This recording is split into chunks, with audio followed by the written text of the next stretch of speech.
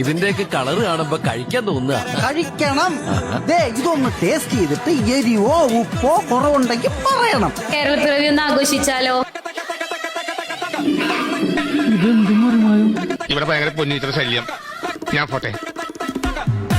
ഈശ്വര, ഇവിടെ ആരുമില്ലല്ലോ ഇതൊന്ന് പറഞ്ഞിട്ടിരിക്കാനായി. ചതിച്ചത് തന്നെ. നല്ല മധുരമുള്ള മുളകാ, കഴിച്ചോ. പഠിച്ചോനെ ഡാൻസ്